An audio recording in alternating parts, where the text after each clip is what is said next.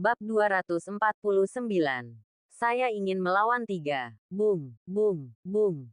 Kata-katanya jatuh. Di kejauhan, tiga momentum mengejutkan tiba-tiba meletus. Seperti komet yang menabrak bulan dan pelangi putih menembus matahari.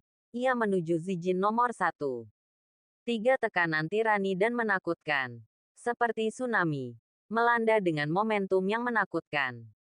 Masing-masing sudah cukup untuk membuat Anda takjub. Penggabungan bersama. Seolah separuh langit ditekan. Segera setelah itu, tiga sosok muncul.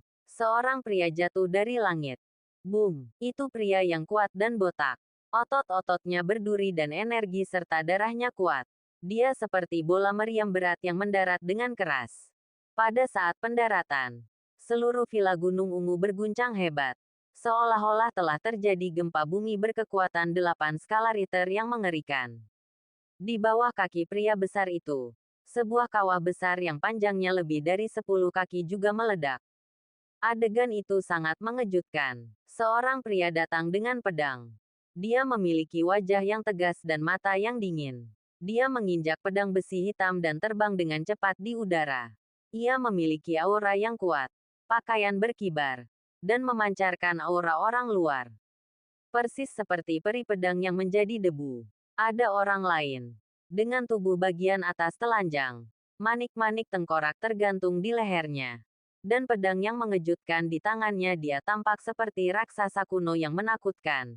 Datang dari pegunungan dan merobohkan pohon. Momentum yang kuat dan kecepatan yang mencengangkan itu membentuk tornado tepat di luar tubuh. Kemanapun ia melewatinya, pepohonan dan bebatuan runtuh, seolah-olah akan menghancurkan dunia. Segera, ketiga master itu telah tiba di puncak Zijin nomor 1. Dilihat dari energi batin menakutkan yang hampir keluar dari tubuh, mereka semua adalah Wuhou setengah langkah. Salam, Tuan Ouyang. Salam, Tuan Ouyang. Salam, Tuan Ouyang. Ketiga master ini semuanya adalah master teratas di peringkat Gritsia. Mereka mewakili makhluk paling kuat di dunia seni bela diri Daxia saat ini. Tetapi pada saat ini, mereka bertiga menoleh ke arah Ouyang Jie dan memberi hormat dengan tangan dengan sangat hormat. Kekuatannya bisa mencapai langit, dan para hantu serta dewa mematuhi perintah.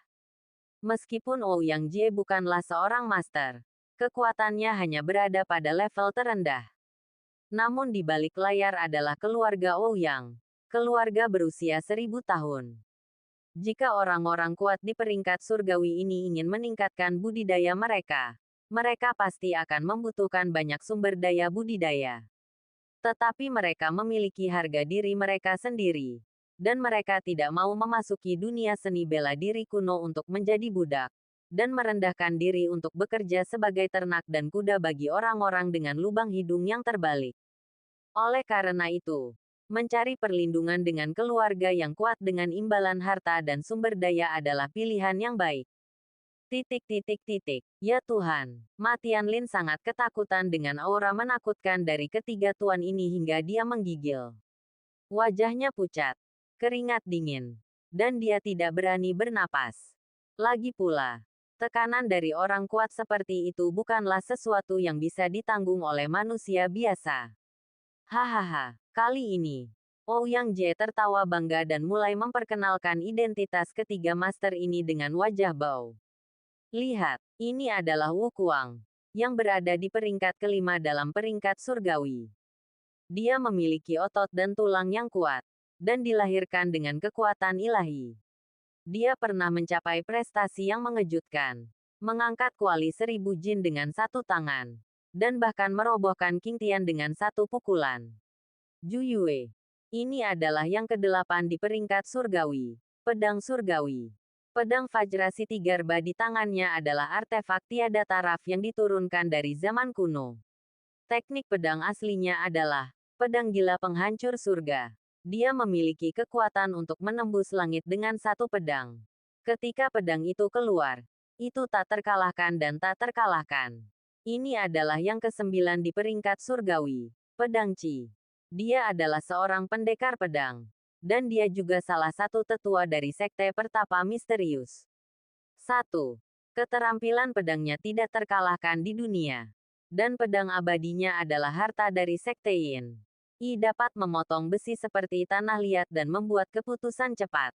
Setelah memperkenalkan 3 master peringkat surga, Ouyang Jie berkata. Dia memandang Qin Feng dengan provokatif. Nak, kamu takut. Meskipun aku tidak tahu bagaimana anakmu memulihkan kultivasinya. Kamu sendiri tidak dapat mengalahkan ketiga master peringkat surgawi ini. Jika kamu berlutut dan memohon belas kasihan sekarang, aku masih akan membalas budi. Aku bisa meninggalkan seluruh tubuh untukmu. Hahaha. Petik 2. Jika itu orang lain. Menghadapi 3 master langka dari peringkat surgawi pada saat yang sama. Mereka akan ketakutan setengah mati. Betapa apakah mereka masih mempunyai keinginan untuk menolak? Mendadak, apakah kamu sudah cukup berkata? Qin Feng mengerutkan kening dan berkata dengan tidak sabar. Jangan buang waktu. Biarkan ketiga orang ini berkumpul. Petik 2 tanda seru. Begitu pernyataan ini keluar, seluruh penonton terkejut. Tak satu pun dari 3 master di peringkat surgawi ini yang merupakan lawan yang bisa dikalahkan oleh orang biasa. Tapi Qin Feng sebenarnya berkata dengan arogan bahwa dia akan melawan mereka bertiga sekaligus. Ini sungguh mengejutkan. Kamu bajingan. Kamu mencari kematian. Wu Kuang sangat marah. Meledak dengan kekuatan yang mengejutkan. Memimpin serangan. Menyerang dengan alis terangkat. Dan menggunakan gerakan membunuh spesialnya. Gunung dan sungai hancur. Boom. Pukulan ini penuh kekuatan. Dan ledakannya sangat mencengangkan. Otot-otot di lengan itu akan meledak. Qin Feng sangat terkejut dan tidak dapat menahan diri untuk bertanya. Bagaimana Anda mengetahui gerakan ini? Apa hubungan Anda dengan Tuan Long? Anda tahu. Penghancuran gunung dan sungai. Ini adalah yang pertama 7 gerakan Zenwu. Selain itu diteruskan ke Qin Feng oleh Tuan Long. Tapi saya tidak menyangka maniak seni bela diri ini bisa melakukannya. Wu Kuang mendengus dingin. 15 tahun yang lalu, saya berlutut selama 7 hari 7 malam. Dan Tuan Long menolak menerima saya sebagai muridnya. Tetapi karena ketulusan saya, dia membuat pengecualian dan mengajari saya sebuah gerakan. Saya mendengar bahwa Anda adalah murid pribadi Tuan Long, kan? Mari kita bandingkan. Petik 2. Meskipun maniak seni bela diri ini telah mempelajari 1 jurus, San Hebrek, hanya ada 1 jurus.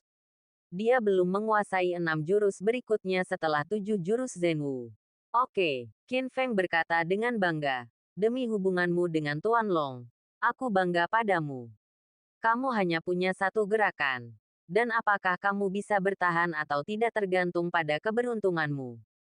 7 jurus Zenwu. Gunung dan sungai hancur. Qin Feng juga menggunakan jurus yang sama untuk melawan Wu Kuang. Jangan melebih-lebihkan kemampuanmu.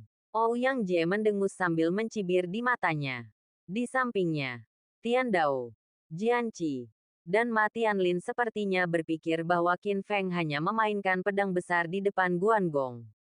Meskipun Wu Kuang baru mempelajari gerakan ini, dia menghabiskan lebih dari 10 tahun untuk mengasahnya.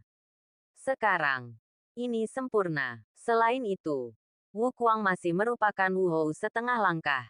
Dan tingkat kultivasinya harus lebih tinggi dari Qin Feng. Anak ini pasti mati. Boom. Saat berikutnya, disertai dengan suara keras, 2 kekuatan magis bertabrakan. Namun, mata Qin Feng berkedip. Dan dia melakukan Phoenix Heaven Jue di tempat. 9 dantian di tubuhnya berlari pada saat yang sama. Mengirimkan kekuatan internal yang tak habis-habisnya dan kuat ke tinjunya dengan pembuluh darah yang menonjol. Dengan cara ini, kekuatan Qin Feng setara dengan 9,5 langkah Wu Hou. Menghancurkan.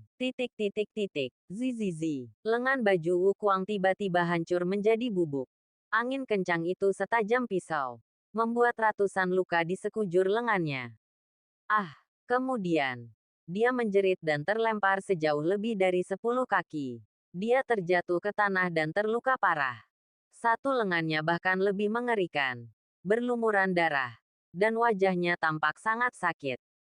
Wu Kuang dikalahkan. Satu pukulan. Qin Feng menjatuhkan Wu Kuang hanya dengan satu pukulan.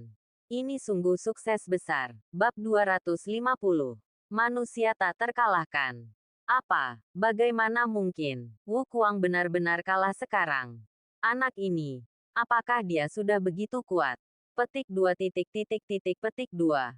Adegan ini terlalu mengejutkan untuk dilihat. Ouyang Jie, Tian Dao, Jian Qi, Ma Tianlin dan lainnya semuanya sangat terkejut. Master kelima di peringkat surgawi sebenarnya tersingkir dengan mudah. Ini sulit dipercaya. Pergi. Qin Feng berdiri dengan tangan di belakang tangannya dan berkata dengan bangga.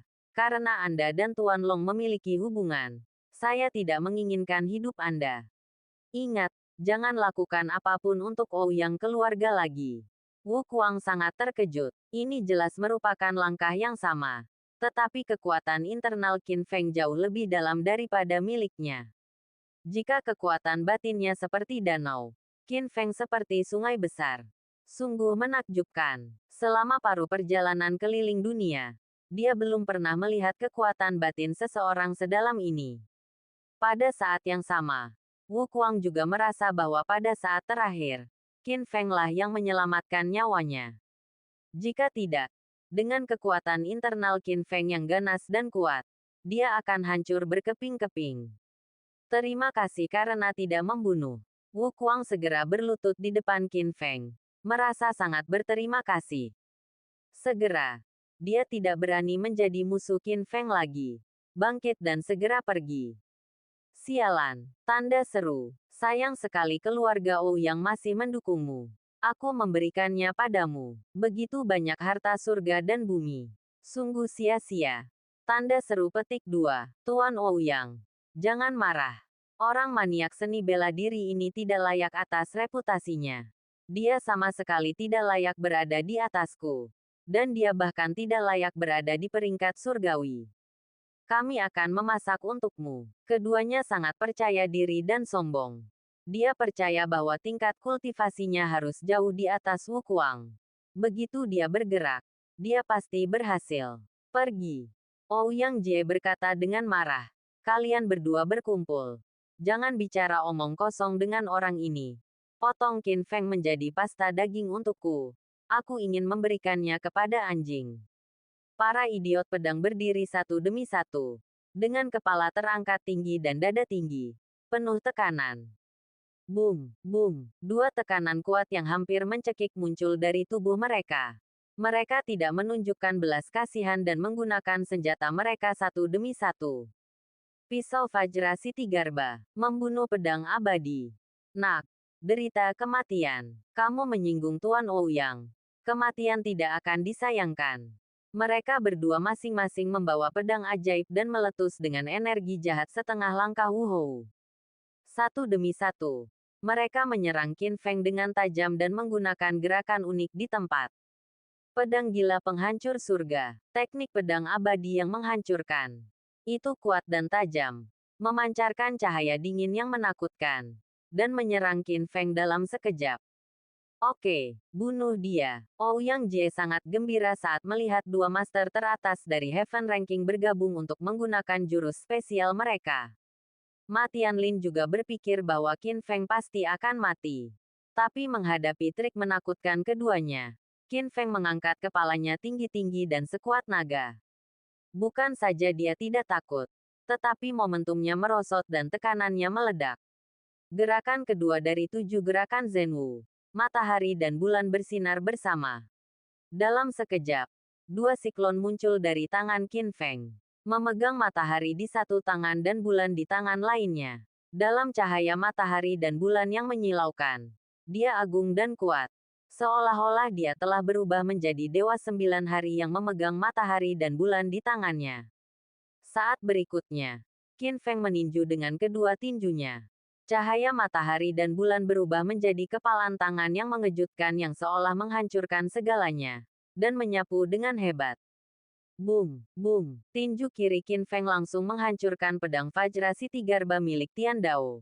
Dan kemudian energi yang melonjak membombardir dadanya. mengubahnya menjadi lubang berdarah di tempat. Puff! Darah mengerikan terciprat ke udara seperti air mancur. Tian Dao berteriak dengan liar, jatuh ke dalam genangan darah yang menyilaukan, dan mati di tempat. Dan tangan kanan Qin Feng juga hancur dan hancur oleh gerakan unik Jianqi. Tapi kekuatannya tidak berkurang sama sekali. Jianqi terkejut. Dalam kepanikan, dia memblokir dengan pedangnya secara horizontal. Tapi itu seperti menghadapi kekuatan surga yang perkasa. Retak, dengan suara yang tajam. Pedang Zuxian langsung pecah menjadi dua bagian. Dan sisa kekuatan mengenai lengan kanan pedang Qi. Langsung menghancurkan lengan kanannya menjadi beberapa bagian. Ah! Jianqi berlutut kesakitan. Melolong sedih. Dalam sekejap mata, Qin Feng menyatukan matahari dan bulan. Meledak dengan kekuatan ilahi. Dari 3 master di peringkat surgawi, 1 melarikan diri, 1 mati, dan 1 lumpuh. Hancurkan semuanya. Pemandangan ini menggemparkan dan mengejutkan. Ah! Ouyang Jie langsung terkejut. Matanya membelalak seolah dia baru saja melihat hantu. Dan dia hampir tidak bisa mempercayainya. Ma Tianlin sangat ketakutan hingga dia terjatuh ke tanah. Gemetar seperti sekam. Ayah dan anak keduanya terkejut. Orang bilang Qin Feng sia-sia. Tapi mereka tidak menyangka kekuatan anak ini begitu menakutkan. Apakah ini masih manusia? Ayah, Ma Chong buta dan tidak tahu apa yang terjadi. Apa yang terjadi? Apakah anak itu sudah mati? Ini, Ma Tianlin gemetar dan berkata dengan gemetar, tidak, tidak. 3 tuan melarikan diri. 1 kematian. 1 luka. Anak itu Qin Feng sangat kuat. Apa? Ma Chong tertegun. Kelopak matanya terangkat. Dan dia pingsan di tempat. Hoa, hoa. Qin Feng berbalik dan memandang Ouyang Jie seperti pedang. Kamu keluarga Ouyang. Jika kamu punya majikan, panggil saja dia. His, kaget. Seolah jantungnya dicubit keras oleh sepasang tangan tak kasat mata. Dan dia hampir mati asfiksia. Dia sudah ketakutan oleh Qin Feng. Bagaimana dia berani melawan lagi? Karena terkejut, dia segera menyerah. Tidak, tidak perlu. Qin Feng, kekuatanmu luar biasa dan menggemparkan dunia. Aku kalah. Aku mengaku kalah. Petik 2. Bertanya dengan suara dingin. Selama bertahun-tahun, Ma Tianlin seharusnya sangat berbakti kepada keluarga Ouyang Anda. Berapa banyak uang yang Anda miliki? Sekitar 100 miliar. Oke, Qin Feng dengan bangga berkata. Double itu adalah 200 miliar. Saya akan memberi Anda waktu 1 bulan untuk mengumpulkan uang. Pada saat itu, saya akan datang untuk mengambilnya sendiri. Jika Anda berani melewatkan 1 sen pun, aku akan menumpahkan darah keluarga Ouyangmu. Mendominasi suara itu mengejutkan seluruh penonton. Aku tahu, Ouyang Jie sangat ketakutan hingga dia pipis. Sekarang situasinya sudah selesai. Dia tidak punya pilihan selain setuju. Tetapi dia diam-diam membuat keputusan di dalam hatinya. Begitu Qin Feng berani pergi ke klan Ouyang, itu akan menjadi jaring. Dan tidak akan ada jalan kembali. Seorang master dari peringkat surgawi tidak bisa mengalahkannya. Tapi keluarga Ouyang masih bisa menggunakan kekuatan misterius dunia seni bela diri kuno. Jika saatnya tiba, saya ingin anak ini tampil menarik. Pengkhianat. Kemudian Qin Feng menatap Ma Tianlin dengan dingin. Matanya tiba-tiba berubah dingin. Memperlihatkan ujung seperti pisau. Dan dia berkata dengan dingin, selanjutnya, giliranmu. Bab 251. Kompetisi daftar Qingyun. Ma Tianlin merasa ngeri. Ditatap oleh Qin Feng dengan mata yang begitu tajam. Semua rambut di tubuhnya langsung berdiri. Seolah-olah dia dikunci erat oleh binatang raksasa kuno. Dia gemetar dan rambutnya berdiri tegak. Plop. Dalam kepanikan, Ma Tianlin tidak lagi memiliki kesombongan seperti saat penjahat itu menyindir Qin Feng. Dia menangis dengan sedihnya dan memohon belas kasihan. Selamatkan hidupmu, Ma Tianlin yang berdosa. Tolong tunjukkan rasa hormatmu kepada Tuan Muda Longman. Aku tidak akan pernah berani melakukannya lagi. Diam. Qin Feng berteriak dengan dingin. Langsung memotongnya. Dan mendengus dengan anggun. Ma Tianlin. Kamu pengkhianat. Longman mendukungmu untuk menjadi orang terkaya di Gritsia. Tapi kamu adalah penjahat. Mengkhianati Longman. Kamu bahkan berkolusi dengan keluarga Ouyang untuk membunuh anak-anak Longmanku. Ini tak tertahankan. Petik 2. Oh tidak. Ma Tianlin gemetar ketakutan. Tetapi dia masih mencoba yang terbaik untuk menjelaskan. Tuan Muda, Ming Jian. Sebenarnya, saya tidak ingin mengkhianati gerbang naga. Itu adalah Tuan Naga. Hilangnya tiba-tiba membuat orang panik. Aku. Aku hanya ingin mencari pendukung yang kuat. Sekarang, aku telah menyadari kesalahanku. Aku bersedia kembali ke Longman dan setia mulai sekarang aktif. Saya tidak akan mengkhianati Longman. Tuan Muda, beri saya kesempatan lagi. Qin Feng mendengus dingin di depan permintaan Ma Tianlin dan tidak repot-repot berbicara. Kembali ke Longman. Kamu layak menjadi bajingan sepertimu. Tanda seru petik 2. Seekor anjing tidak bisa mengubah kebiasaannya makan kotoran. Ma Tianlin. Kamu hina dan berbahaya. Hanya mencari keuntungan. Jika kamu bisa mengkhianati yang pertama kali, kamu bisa mengkhianati yang kedua kalinya. Dan yang ketiga kalinya. Berhenti bicara omong kosong. Menurut aturan Longman, hanya ada satu nasib bagi pengkhianat, kematian. Ma Tianlin ketakutan. Dia gemetar. Sangat ketakutan. Dan bersujud kepada Qin Feng dengan putus asa untuk menyelamatkan nyawa anjing itu. Tuan Muda, saya benar-benar salah. Tolong selamatkan hidup saya apapun yang terjadi. Saya bersedia membayarnya kembali. Saya bersedia menebus dosa-dosa saya. Menurut janji saya sebelumnya kepada Tuan Naga, saya dapat menyumbangkan setengahnya aset keluarga Ma. Saya tidak akan kekurangan poin. Mohon berbaik hati kepada saya, Guru, dan beri saya jalan keluar. Setelah mengatakan itu, untuk mendapatkan simpati, Ma Tianlin menangis dan berkata, "Anakku, Ma Chong, telah dibutakan olehmu, Tuan. Jika saya mati, dia tidak bisa menjaga dirinya sendiri. Dan dia tidak akan bisa bertahan. Tuan Muda, tolong tunjukkan belas kasihan. Itu dia. Aku akan mengampuni nyawamu. Tapi masalah ini tidak akan mudah. Selain menyerahkan setengah asetmu, aku juga ingin kamu dihukum dengan 3 pedang dan 6 lubang." Qin Feng memegang belati. Lemparkan ke depan Ma Tianlin. Ah! Ini, Ma Tianlin melihat belati itu dan menjadi pucat karena ngeri. 3 pedang dan 6 lubang. Seperti namanya, setiap pisau akan menembus tubuh. Inilah hukuman bagi mereka yang melakukan kesalahan di dunia pencaksilat. Sungguh kejam hingga menakutkan. Lakukan sendiri. Atau aku, Tuan Muda, akan melakukannya untukmu. Suara kejam Qin Feng melayang. Seperti hukuman mati. Sangat dingin. Ah tidak. Tidak perlu. Aku akan melakukannya sendiri. Beraninya aku merepotkan Tuan Muda. Ma Tianlin mengambil pisaunya dengan gemetar. Dengan keputusasaan tertulis di seluruh wajahnya. Tapi, dia tidak punya pilihan. Setelah beberapa saat, dia mengertakkan gigi.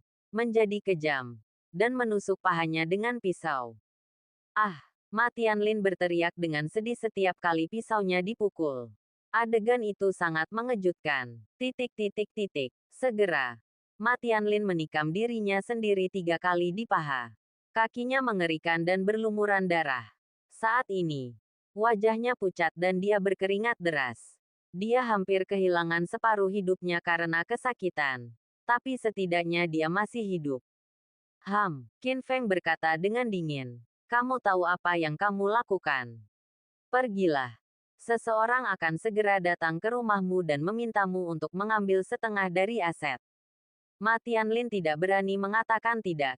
Jadi dia hanya bisa bertahan rasa sakit yang parah. Berjuang untuk bangun. Dan membawanya bersamanya.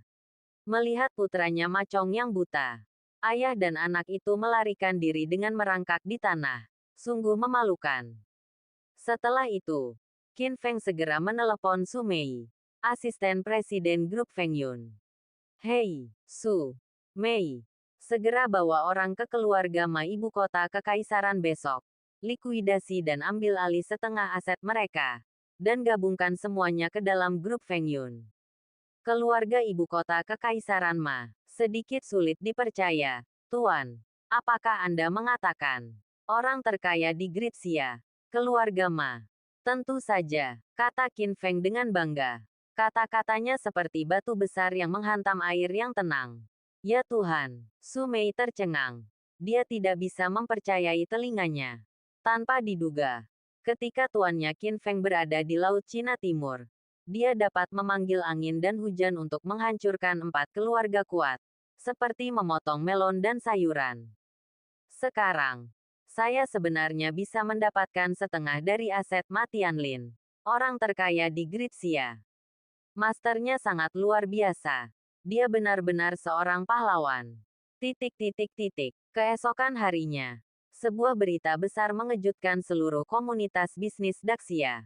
Di masa lalu, grup Ma yang terkenal, yang berdiri di puncak dunia bisnis Daxia, sebenarnya mengalihkan separuh asetnya ke grup Feng Yun. Grup Feng Yun juga menjadi salah satu dari 3 kerajaan bisnis teratas di komunitas bisnis Daxia. Dan orang terkaya Ma Tianlin, bukan lagi orang terkaya, jatuh ke dalam jurang yang dalam. Namun anehnya masalah tersebut sudah sampai pada tahap ini dan menimbulkan keributan. Namun CEO legendaris dan misterius tersebut masih belum juga muncul. Identitasnya tetap menjadi misteri dari awal hingga akhir. Hal ini menimbulkan banyak spekulasi, tetapi tidak berhasil. Waktu berlalu hari demi hari. Segera, akhirnya tibalah hari kompetisi nasional untuk daftar King Yun. Daxia memiliki total 36 provinsi dan 360 kota. Dan setiap kota akan mengirimkan perwakilan seni bela diri muda untuk berpartisipasi. Dengan kata lain, total ada 360 orang jenius yang mewakili kotanya masing-masing. Setiap orang adalah talenta paling kuat di kotanya masing-masing. Dengan berkumpulnya para pahlawan dan orang-orang berbakat, ini bisa disebut sebagai acara yang luar biasa. Kota Donghai hanyalah sebuah kota kecil di bawah provinsi Tianan dan memiliki reputasi yang kecil. Terakhir kali dia menjadi pusat perhatian adalah Xiang Feiyu 10 tahun yang lalu. Tahun ini, Qin Feng. Di pagi hari, Qin Feng tiba di tempat kompetisi tepat waktu. Kuil Bumi. Ini adalah salah satu landmark paling terkenal di ibu kota kekaisaran. Dan setiap kompetisi pemeringkatan King Yun diadakan di sini. Tapi sebelum hari ini tiba, semua mata Daxia terfokus pada ini. Tempat hari ini adalah tempat berkumpulnya para talenta, termasuk para pemuda berbakat dari dunia seni bela diri di kota-kota besar di seluruh negeri. Ada begitu banyak talenta dan pakar. Qin Feng berjalan perlahan di antara kerumunan, tampak tidak mencolok. Tiba-tiba terdengar keributan dari kerumunan di kejauhan. Lihat, Tuan Muda Klan Naga, Long Aoyun ada di sini. Seru seseorang, yang segera menarik perhatian semua orang. Hoa, hoa, hoa. Saat berikutnya, semua penonton melihat ke arah yang sama. Bab 252, Konfrontasi Diam. Di bawah sorotan, Long Aoyun tampil mendominasi. Dia duduk di kereta yang dibawa oleh lebih dari selusin orang, dengan pedang yang diberikan kepadanya oleh kaisar tergantung di pinggangnya, dan jubah emas di bahunya. Dia memiliki aura yang kuat dan alis yang terangkat. Datang ke sini di bawah tatapan menakjubkan semua orang dan dikawal oleh puluhan penjaga klan naga. Berdiri di atas kereta, dia sombong dan sombong. Bahkan terlihat lebih mulia daripada sang pangeran. Ya Tuhan, ini benar-benar Long Aoyun, salah satu si kembar klan naga yang terkenal di dunia, adik dari Long Jiuxiao. Betapa tampan dan mulianya, aura ini luar biasa. Petik 2. Long Aoyun menjadi sosok yang paling menarik perhatian di seluruh venue. Mata semua orang tertuju padanya. Tak lama kemudian, Kontestan dari berbagai kota maju satu demi satu, seperti bintang yang memegang bulan. Semua kata-kata baik, pujian, dan sanjungan. Bagaimanapun, Long Aoyun adalah orang yang sangat berpengaruh. Dia adalah salah satu bintang kembar klan naga. Dan seperti saudaranya Long Jiuxiao, dia dikenal sebagai pemimpin generasi muda di dunia seni bela diri Daxia. Orang yang berdiri sendiri.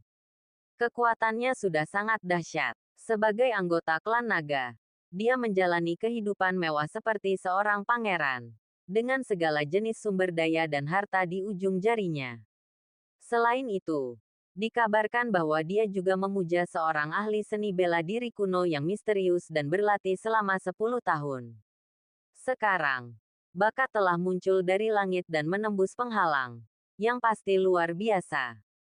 Oleh karena itu, mengenai kompetisi pemeringkatan Qingyun tahun ini, semua orang di komunitas seni bela diri Daxia dan media luar percaya bahwa Long Aoyun akan menjadi juara mutlak, dan tidak ada yang bisa mengalahkannya. Hari ini, selama dia, Long Aoyun, ada di sini, yang lain tidak punya pilihan selain bersaing untuk tempat kedua.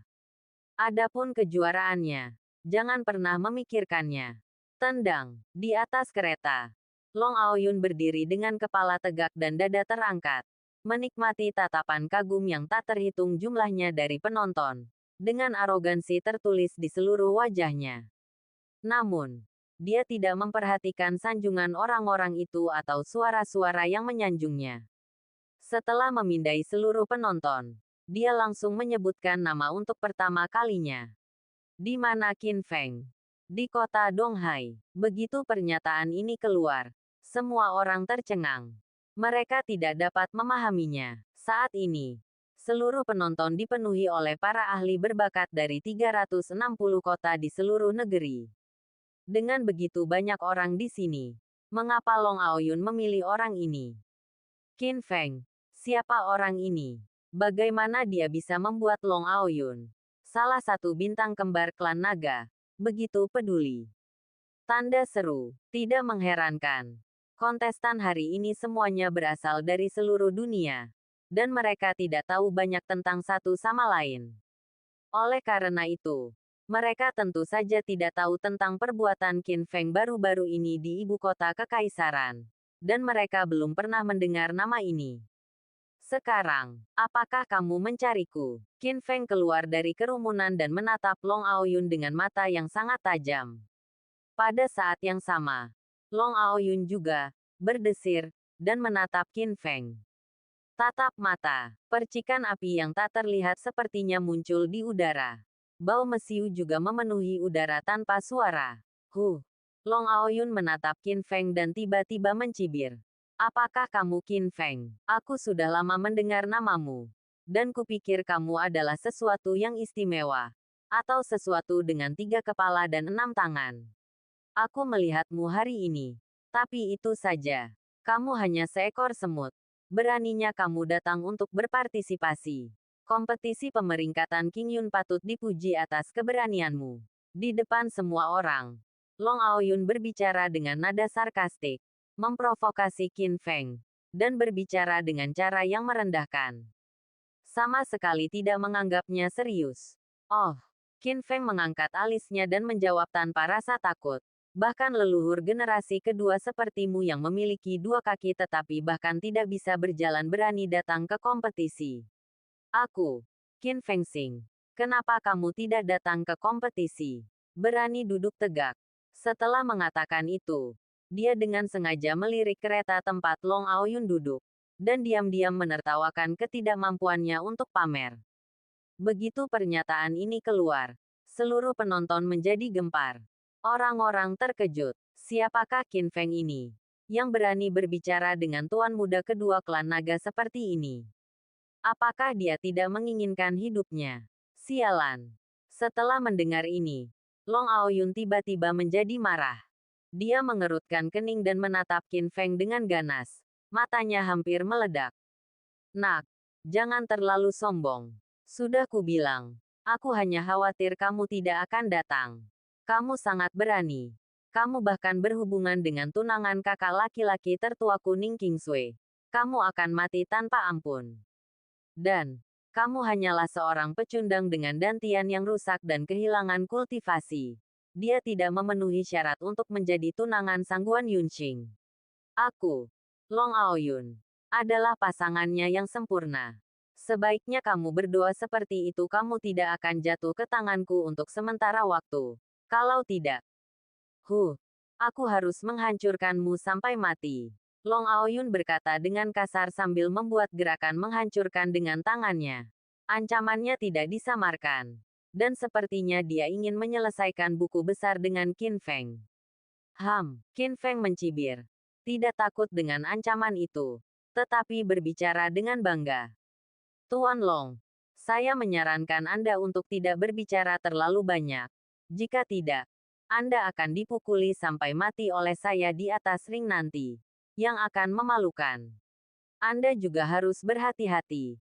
Jangan menabrak saya. Petik 2 tanda seru. Beraninya kamu berbicara omong kosong seperti semut yang tidak berguna. Tunggu dan lihat saja. Long Aoyun mendengus menghina dan pergi bersama sekelompok orang. Konfrontasi diam-diam juga membuat Qin Feng menjadi fokus penonton. Semakin banyak orang mulai memperhatikannya. Sepertinya anak laki-laki bernama Qin Feng ini telah memprovokasi Long Aoyun. Dan kedua orang itu jelas memiliki dendam. Sesuatu pasti telah terjadi. Oleh karena itu, didorong oleh rasa ingin tahu, banyak keajaiban dari kota lain bertanya tentang perbuatan Qin Feng. Dan tak lama kemudian, orang dalam mengungkap segala sesuatu tentang kegaduhan Qin Feng baru-baru ini di ibu kota kekaisaran. Satu demi satu, masing-masing mengejutkan. Setelah mengetahuinya, semua orang terkejut.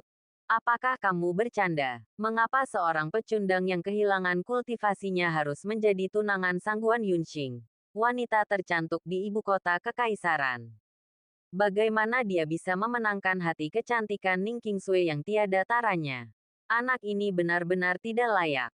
Dipicu oleh kecemburuan. Dan untuk menunjukkan kesetiaan mereka kepada Long Aoyun, semua kontestan yang hadir menaruh dendam terhadap Qin Feng dan mengungkapkan kemarahan mereka. Jika mereka bertemu Qin Feng di kompetisi, mereka pasti akan tanpa ampun dan kejam. Selama Qin Feng ditangani, itu setara dengan memiliki sertifikat penyerahan.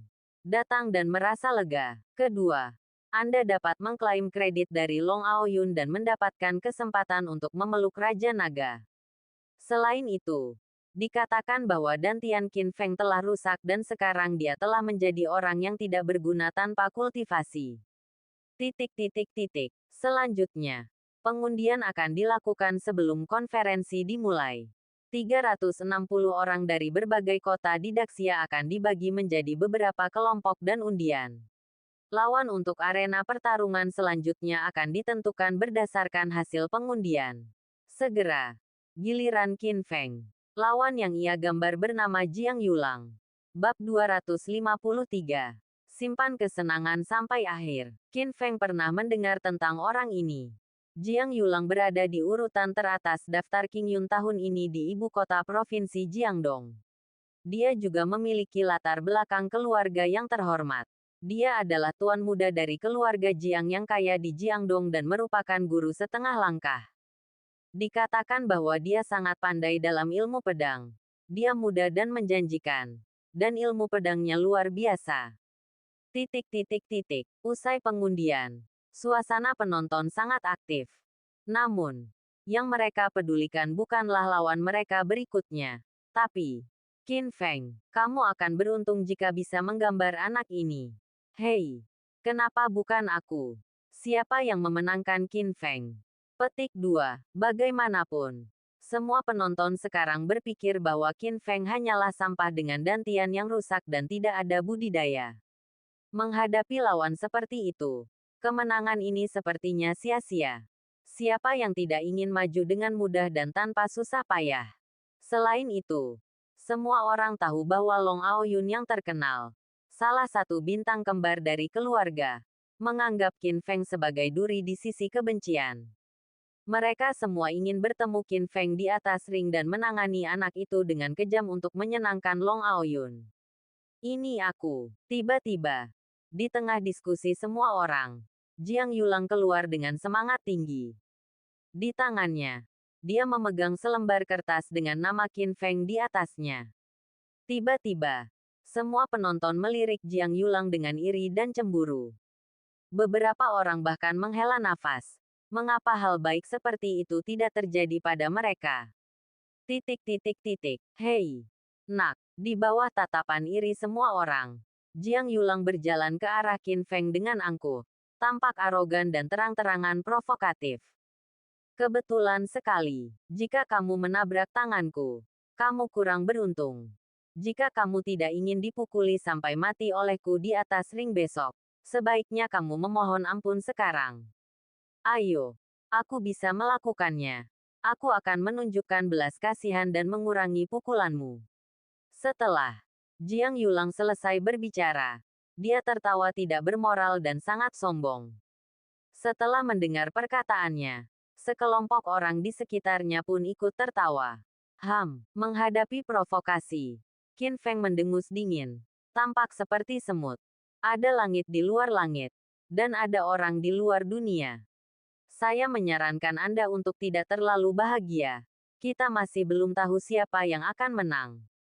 Sayang sekali, Qin Feng serius sekali.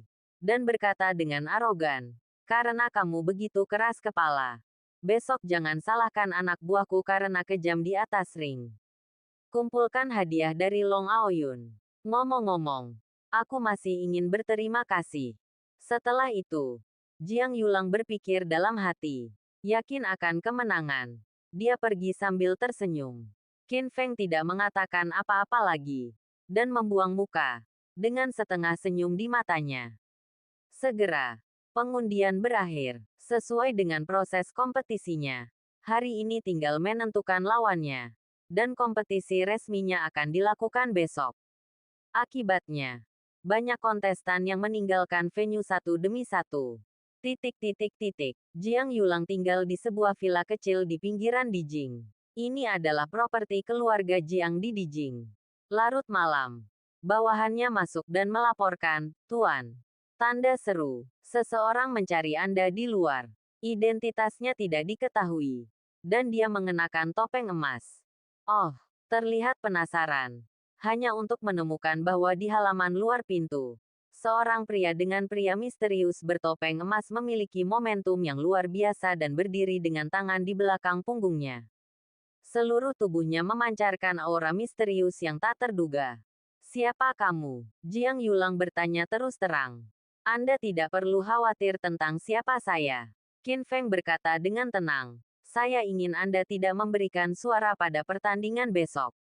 Ini adalah pemberitahuan, bukan diskusi. Apa? Jiang Yulang tercengang saat mendengar ini. Orang ini datang ke pintu di tengah malam dan menolak menyebutkan identitasnya. Jadi Anda memintanya mundur dari kompetisi. Lelucon yang luar biasa. Itu tidak masuk akal. Ketika Jiang Yulang sadar kembali, dia sangat marah. Kamu pikir kamu ini siapa? Jika kamu memintaku untuk abstain, aku akan abstain. Siapa kamu? Keluar dari sini. Kalau tidak, aku akan abstain. Ingin kamu terlihat baik. Qin Feng berkata dengan dingin. Karena kamu tidak mau, maka aku hanya bisa tersinggung. Sialan, jika kamu ingin bertarung, tidak apa-apa. Teriak Jiang Yulang, kemarilah. Bawakan aku pisaunya. Ya, segera. Bawahannya dengan hormat memberikan pisau tajam yang panjang. Jiang Yulang meraihnya di tangannya, meraung, dan langsung meledak dengan aura yang luar biasa dan kuat. Tekanan yang kuat menyebabkan pepohonan di sekitar Manor bengkok. Dengar, Jiang Yulang menghunus pedangnya dari sarungnya dan berteriak dengan mata tajam. Saya tidak peduli siapa Anda, atau apakah Anda manusia atau hantu. Karena Anda di sini untuk memprovokasi saya. Jangan salahkan aku karena kejam dengan pedang. Pergilah ke neraka. 13 pisau fatal. Petik 2. Setelah mengatakan ini, Jiang Yulang sekuat serigala dan bergegas maju dengan pisau panjang. Pisau tajam itu berubah menjadi hantu yang berbahaya dan mematikan. Hoa, hoa, hoa, apa yang dia lakukan disebut 13 pendekar pedang mematikan. Kumpulan teknik pedang ini memiliki total 13 gerakan, yang terkenal dengan kecepatan dan bahayanya, secepat kilat. Bahkan jika terkena cahaya dingin, mereka akan mati atau cacat. Dengan gerakan ini, Jiang Yulang melakukan perjalanan melintasi Jiangdong, yang tak tertandingi di dunia. Jangan melebih-lebihkan kemampuanmu. Mata Qin Feng tajam, dan dia sering menghindari pisau Jiang Yulang. Tubuhnya seperti hantu. Di antara kilat dan batu api, dia mengulurkan tangan dengan berani. Bang, dua jari, seperti tang yang terbuat dari baja halus, langsung menjepit pisau panjang Jiang Yulang dengan erat. Segera, berikan kekuatan dan hancurkan. Retak, terdengar suara nyaring, dan pisau Jiang Yulang hancur sedikit demi sedikit. Tubuh Jiang Yulang tertusuk pedang terbang, dan lengannya berdarah. Apa? Jiang Yulang terkejut dan berseru kesakitan. Apakah kamu seorang ahli seni bela diri? Petik 2. Abstain atau mati. Jiang Yulang sangat ketakutan sehingga dia langsung buang air kecil. Dia berkeringat dingin dan menelan ludahnya sambil berkata, "Selamatkan hidupmu. Selamatkan hidupmu. Aku abstain. Sudah terluka." Biarpun dia memaksakan diri untuk bermain, itu akan mempengaruhi kekuatannya. Qin Feng mengangguk dan pergi. Permainan ini baru saja dimulai. Qin Feng tidak ingin mengungkapkan kekuatannya begitu cepat. Jadi dia menggunakan identitasnya sebagai Tuan Muda Longmen untuk menghadapi lawannya terlebih dahulu.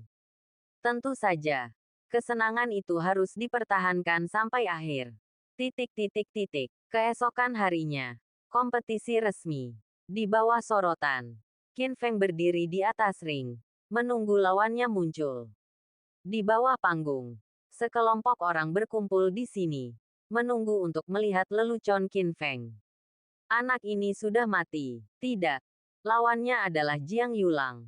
Tuan Muda Jiang berkata kemarin bahwa Qin Feng akan dipukuli sampai mati hari ini. Hahaha, tidak ada yang mengira Qin Feng, yang kalah, bisa menang melawan Jiang Yulang. Dan semua orang menyindir. Tapi waktu berlalu, dan Jiang Yulang tidak pernah muncul. Akhirnya, batas waktu, babak ini, Jiang Yulang abstain dan Qin Feng menang. Bab 254. Kemenangan tanpa kekuatan. Hai, tiba-tiba, semua orang di ruangan itu merasa sangat kecewa. Apa yang terjadi? Tuan Muda Jiang, bukankah kamu ketiduran? Sialan. Qin Feng memenangkan pertandingan tanpa hasil. Dia benar-benar tidak beruntung. Semua orang mengira Jiang Yulang ketiduran dan terlambat. Bagaimanapun, sampah seperti Qin Feng dapat dihancurkan dengan menjentikkan jarinya. Dan Jiang Yulang juga dapat menghadapinya dan mengundang Tuan Long Aoyun untuk mendapatkan hadiah. Sayang sekali kesempatan besar ini hilang seperti ini. Di atas ring, ekspresi Qin Feng tetap tidak berubah. Tapi dia tertawa diam-diam di dalam hatinya. Dia tahu betul bahwa Jiang Yulang tidak akan pernah muncul hari ini. Karena dia sudah berurusan dengan Jiang Yulang tadi malam. Pada saat ini, semua orang menudingnya, mengatakan bahwa dia tidak beruntung. Seorang pecundang sebenarnya meraih kemenangan dengan sia-sia. Tapi Qin Feng tidak menganggapnya serius dan berjalan dengan tenang untuk melihat pertarungan di arena lain. Pada saat ini, seruan terkejut tiba-tiba terdengar dari telingaku. Lihat, Long Aoyun ada di atas panggung. Dia adalah bintang kembar klan naga ibu kota kekaisaran. Setengah kekuatan Wuhou. Ku dengar dia telah berlatih dengan ahli seni bela diri kuno yang misterius 10 tahun. Dan sekarang dia baru saja muncul. Guan. Ini pertunjukan pertamanya di atas ring. Oh, kamu harus pergi dan melihatnya. Reputasi Long Aoyun terlalu bagus. Tiba-tiba, kerumunan mulai membuat keributan. Dan mereka semua menuju ke arah Long Aoyun. Qin Feng juga agak tertarik. Jadi dia berbaur dengan kerumunan dan ingin melihat apa kekuatan Long Aoyun. Titik titik titik. Di atas panggung, Long Aoyun memiliki pedang yang tergantung di pinggangnya dan jubah besar di bahunya. Matanya penuh arogansi dan dia sangat arogan. Di seberangnya berdiri seorang pemuda jangkung dan berotot. Namanya Li Meng. Dia berada di peringkat teratas King Yun di kota Beihai dan dikatakan sebagai ahli seni bela diri. Dong dong dong. Suara genderang perang perlahan-lahan menjadi lebih cepat. Area di sekitar ring sudah dipenuhi oleh penonton yang tak terhitung jumlahnya. Dan itu adalah area kegelapan yang luas. Semua orang menantikannya dengan penuh harap. Berharap untuk melihat kungfu Long Aoyun. Dan Li Meng juga tahu betapa kuatnya Long Aoyun. Alisnya serius. Ototnya tegang. Dan dia memasang postur. Berniat untuk bersaing serius dengan Long Aoyun. Pertandingan dimulai. Teriak wasit dengan keras. Titik titik titik. Minum. Li Meng tiba-tiba membuka matanya dengan marah. Meledak dengan momentum seperti harimau. Dan bergegas ke Long Aoyun dalam beberapa langkah cepat. Dengan niat membunuh dan aura yang kuat, dia langsung menggunakan keahlian uniknya. Tinju angin. Dalam sekejap, tinju Li Meng berubah menjadi tornado yang menakutkan. Pukulan demi pukulan dan pukulan demi pukulan. Itu luar biasa dan terus-menerus. Seperti badai yang dahsyat. Boom! Tiba-tiba, suara keras yang mengejutkan terdengar dari atas arena. Suatu hal yang luar biasa terjadi.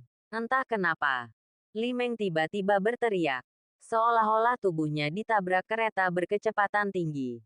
Dan terbang langsung ke udara. Terbang lebih dari 10 kaki jauhnya. Petik 2. Plop, mulutnya berbusa. Hidungnya memar dan wajahnya bengkak. Dan dia pingsan di tempat. Kembali ke tribun. Long Aoyun masih berdiri dengan tangan di belakang punggung. Tampak mendominasi. Apa? Melihat adegan ini, semua penonton tercengang. Apa yang terjadi? Apa yang terjadi? Apakah Long Aoyun baru saja mengambil tindakan? Petik 2, petik 2. Momen itu begitu cepat sehingga mereka tidak melihat apa yang terjadi dengan jelas. Dan mereka bahkan tidak melihat Long Aoyun mengambil tindakan.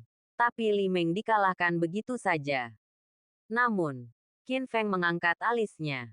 Dia tahu bahwa baru saja dalam kilatan cahaya dan batu, Long Aoyun menemukan cacat dan dalam sekejap mata, dia menembakkan 10 telapak tangan berturut-turut. Dengan kecepatan kilat, Li Meng terpesona. Namun karena kecepatannya yang begitu cepat, hampir mustahil untuk melihat pergerakannya dengan mata telanjang. Kekuatan ini sungguh menakutkan. Titik titik titik. Pertarungan tahap awal ini berlangsung sepanjang hari. Sore harinya, kompetisi putaran pertama telah usai. Hanya tersisa 180 orang. Dan pengundian putaran kedua dilanjutkan. Kali ini, lawan Qin Feng bernama Wang Dong, yang berada di puncak peringkat King Yun di kota Yuncheng dan di level Grandmaster. Dan Wang Dong sudah lama ingin menjilat klan naga.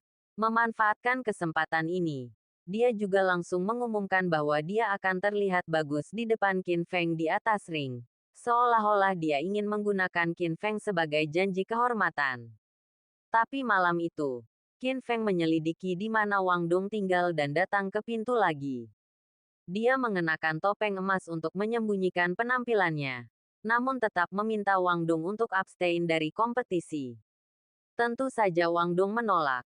Dan dengan marah, dia memukuli Qin Feng dengan marah. Tapi pada akhirnya, Qin Feng hanya menggunakan satu gerakan untuk mematahkan tendon dan tulang Wang Dong. Meskipun tidak fatal, dia harus berbaring selama ratusan hari. Dan permainannya tidak mungkin dilakukan. Oleh karena itu, Wang Dong tidak muncul dalam permainan keesokan harinya. Qin Feng maju lagi. Titik titik titik. Selanjutnya, di ronde ketiga, lawannya adalah petinju hebat Jiang Cheng, Liu Mang. Di ronde keempat, lawannya adalah pemain cepat Liu Zhu, Zhao Tingting. Di ronde kelima, lawan saya adalah Raja Pisau Tongzu, Sun Quan. Lawan-lawan ini semuanya terkenal dan agung. Mereka bisa disebut sebagai pemimpin generasi muda di dunia seni bela diri Daxia. Di antara mereka, bahkan ada 2 pemain top yang punya reputasi tinggi sebagai runner-up. Tapi tidak ada yang bisa membayangkan bahwa di setiap putaran, anehnya lawan Qin Feng akan abstain. Dan tidak ada yang akan naik panggung. Pada akhirnya, Qin Feng benar-benar masuk 10 besar. Kejadian aneh ini sungguh luar biasa hingga langsung menimbulkan keributan di kompetisi ini. Semua orang kaget. Di mata orang lain, Qin Feng adalah pecundang. Dia belum pernah memainkan permainan apapun. Namun secara tak terduga dia berhasil masuk 10 besar. Sekali atau dua kali bisa dijelaskan sebagai keberuntungan. Tapi seringkali aneh. Alhasil, para kontestan mempunyai pendapat berbeda dan berspekulasi tentang apa yang terjadi. Jika Anda mengatakan bahwa semua ini adalah keberuntungan dan kebetulan, tidak ada yang akan mempercayainya. Bahkan ada teori konspirasi. Orang-orang memarahi Qin Feng karena tercela dan tidak tahu malu. Dan berspekulasi bahwa dia pasti meminjam energi klan Ning dan klan Sangguan untuk secara diam-diam menekan lawan-lawan tersebut. Atau bahkan melenyapkan mereka secara diam-diam. Oleh karena itu, lawan Qin Feng abstain satu demi satu dan dikalahkan tanpa perlawanan. Bagaimanapun, berita telah menyebar. Qin Feng bukan hanya tunangan dari Sangguan Yunqing, wanita tercantik di ibu kota kekaisaran. Tetapi dia juga berselingkuh dengan Ning Qingsui, putri tertua klan Ning. Sangat mudah untuk membuat kedua wanita kuat ini melakukan hal seperti itu pada saat yang bersamaan. Untuk sementara waktu, reputasi Qin Feng memburuk. Dan dia menjadi objek penghinaan bagi semua orang. Berpikir bahwa dia tidak bermoral dan melanggar aturan. Kemenangan tanpa kekuatan. Hanya Qin Feng yang tahu apa yang sedang terjadi. Tapi dia tidak menjelaskan. Akhirnya, tibalah harinya untuk pertarungan terakhir antara 10 besar. Dan banyak jenius ibu kota kekaisaran datang untuk menyaksikan pertempuran tersebut. Termasuk Sangguan Yunqing, Ning Qingsui, Ning Wushuang, dan lainnya. Segera, Qin Feng datang ke altar bumi.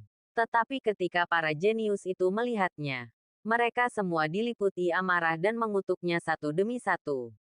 Sialan, bocah nakal. Beraninya kamu datang ke sini. Orang tercela. Kamu hanyalah aib bagi daftar King Yun. Kamu mengandalkan hubungan antara klan Ning dan klan Sangguan untuk membunuh lawanmu secara diam-diam tercela. Petik 2.